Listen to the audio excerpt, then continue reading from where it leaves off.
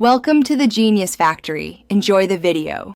You begin by making sure the watch has at least 50% battery and your phone's Bluetooth is on. This avoids interruptions. Once done, open the Firebolt app and sign in or create an account if you haven't already. Make sure location permission is allowed because some phones require it for Bluetooth scanning. Now put the watch into pairing mode, swipe to settings, choose connectivity, then pairing, and return to the app so it can start scanning for your device automatically. You'll see the Firebolt device listed in the app. Tap to select it and wait for the 6-digit code to appear on both the watch and phone. Confirm the code on each device. This prevents accidental pairings. Next, the app will request permissions.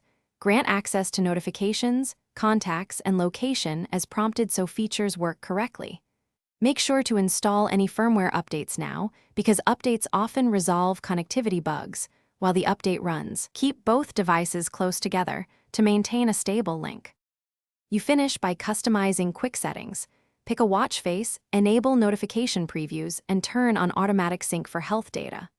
Once configured, test the connection, ask someone to call or send a message, and check that notifications arrive on the watch. This verifies both pairing and permissions. If something fails, try the key troubleshooting step. Restart the watch and phone, then repair.